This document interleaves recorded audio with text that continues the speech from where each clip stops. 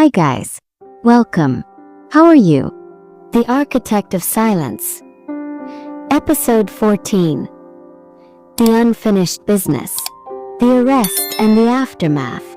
Marcus Thorne was apprehended by the police, found injured and defeated beside the smoldering electrical hub he tried to ignite. The evidence of attempted arson and infrastructure terrorism was irrefutable. Marcus was charged and returned to maximum security federal custody. The incident was a massive public spectacle. The news, now entirely focused on the Azure Spire's near catastrophe, hailed Elias and Chloe as true heroes. The public narrative was finally, irrevocably shifted. Elias was the savior. The Thornes were the destroyers. The incident also served as a massive gift to Ascendant Group. The federal receiver, now deeply concerned about the complete instability of the Thorne family, immediately transferred all remaining oversight and decision-making authority for both the Azure Spire remediation and the Olympus Tower construction directly to Elias and the Ascendant Group. Elias to Chloe. The threat is neutralized, the reputation is restored, and the entire project is now ours, clean and clear. The vengeance is complete, Chloe. Now we build. The final legal trap. However, the legal cleanup was not over. Arthur Thorne, still powerful and obsessed, had one final technical gambit. His lawyer, Brenda Kincaid, resurfaced with a final legal maneuver. A claim that the Azure Spire land deed still technically belonged to a defunct Thorne subsidiary and was therefore exempt from federal seizure. The claim was a technicality, a desperate attempt to seize the valuable land out from under the federal receiver, even if the building was worthless. If Kincaid won, Ascendant would be forced to abandon the fully repaired Azure Spire, and the land would revert to Arthur's control. Leo. Kincaid's argument is highly technical, Elias. It hinges on a clause in the original 1990 land purchase deed. A clause that exempts the land from foreclosure due to corporate insolvency if the purchase entity is a separate, non-operating shell company. Elias. Arthur used an ancient, dusty shell company. We need to prove that the shell company was, in fact, operating and therefore subject to the insolvency ruling. How do we prove a non-operating company was operational?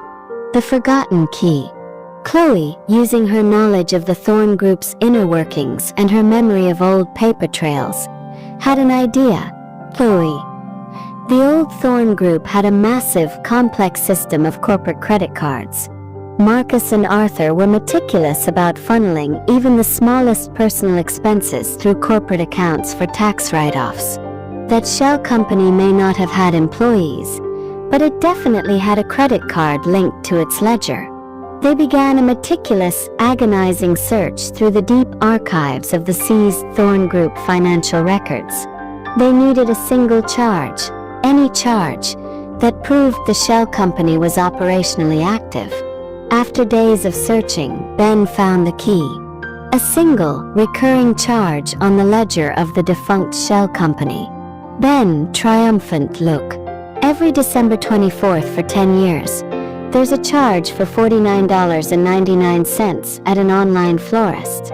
It's a Christmas gift delivery. Elias. One charge isn't enough. Chloe. It is if it's not a business expense. Arthur used the shell company's card to buy a single personal Christmas bouquet every year. The purchase was for personal use, not business. That proves the company was operationally active for personal benefit, making it subject to the insolvency ruling. It's proof of fraud. The end of the dynasty, cliffhanger. Elias presented the evidence, the florist receipt, to the federal judge. The judge, seeing the clear evidence of fraudulent operational activity for personal gain, immediately struck down Brenda Kincaid's claim. The Azure Spire land deed was legally and permanently transferred to the federal receiver, removing it entirely from Arthur's reach. The Thorne dynasty was finally, legally, and financially dead. Elias stood on the Olympus Tower construction site, the first massive steel girders being hoisted into place. He called Arthur Thorne's lawyer and left a simple message. Elias, voice quiet, final. Tell Arthur Thorne that the final piece of his dynasty, the Azure Spire land, is now legally owned by the people he tried to kill. Tell him his family's legacy is officially over. Sage. Elias hangs up the phone, a weight lifting from his shoulders. The revenge is not just complete, but the future is secured. But as he watches the steel rising, he receives a cryptic, anonymous email. The subject line is, "The Other Vane." The body contains a single, digitally warped image of Sarah Vane, standing on a rooftop, looking down at the construction site. She's holding a file. The message is simple. The whistleblower is the final threat. Elias realizes that Sarah, the one he saved, may have her own endgame. The sister's endgame. The final Vane threat. The anonymous email containing the image of Sarah Vane was a stark reminder that Elias's past was still breathing. Sarah, the supposed hero and whistleblower, was now a potential threat. Elias and Chloe immediately began a deep dive into Sarah's post-testimony activities. Chloe. She started her non-profit foundation, just as she said. But the initial funding came from a massive, anonymous donation. A donation that perfectly matches the amount of money she secured in her divorce settlement from a Thorne-linked associate, Elias. She didn't just save herself, she made a profit. That's fine. But why the surveillance? Why the final threat? Leo ran a facial recognition sweep on the file Sarah was holding in the image. The results were chilling. The file was an original, preliminary design for the Olympus Tower that Elias had scrapped 5 years ago. A design that included a fatal structural flaw. Elias. She didn't just walk away, she kept the flawed plans. She's not coming after my money.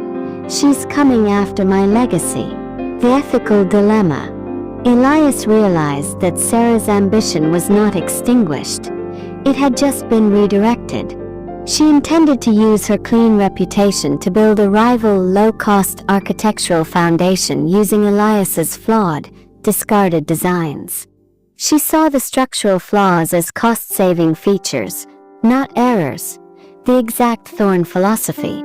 Elias to Chloe, she's going to build honest buildings, but she's going to use my old compromised shortcuts. The public will see her as the benevolent alternative to the corporate ascendant group. She'll ruin my name by building cheap, dangerous copies of my work. Elias faced an agonizing choice. Expose Sarah, the whistleblower he had saved, and ruin her clean reputation, or let her build dangerous, flawed structures that would eventually cause a public tragedy. The architect's intervention. Elias couldn't expose her publicly without destroying his own credibility and reopening the entire Thorne case. He had to stop her silently. He called Sarah using a secure private channel. Elias.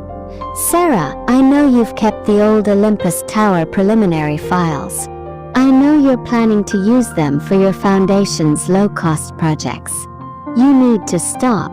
Sarah, voice defensive, cold, I'm building a better world, Elias. A low-cost alternative. You're too expensive, too corporate. My foundation uses your original genius, but at a price the people can afford. Elias. That genius has a fatal flaw, Sarah. The plans you're using contain an instability in the lateral shear walls. I corrected it years ago. If you build with those plans, your buildings will fall. Sarah. You're lying, Elias. You're trying to protect your monopoly. I'm building my own legacy, and you can't stop me. She hung up. Elias realized she was completely dedicated to her new, self-serving ethical facade.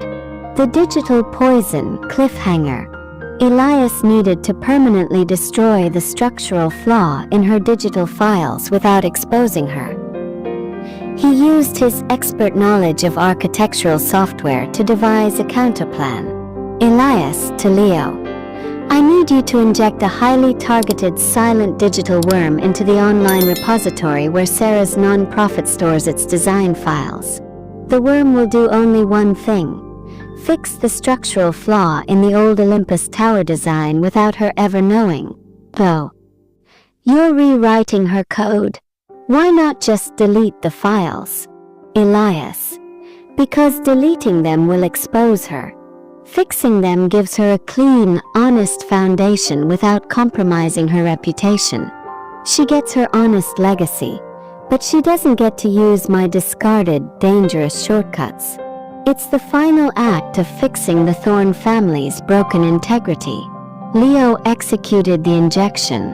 The worm was small, surgical, and invisible. Elias watched the progress bar complete. The file was fixed. Sarah would now build honest, safe structures, despite her toxic motivation. Elias had saved her from herself once again. Sage. Elias closes his laptop, the relief mixing with a bitter taste of finality. He has neutralized every Thorne threat, Arthur, Marcus, and now Sarah, not through destruction but through forced integrity. He walks out to the Olympus Tower site, ready to build his clean life, unaware that the true final threat is watching him from the shadows. A new corporate rival, backed by the still untraced funds of Arthur Thorne.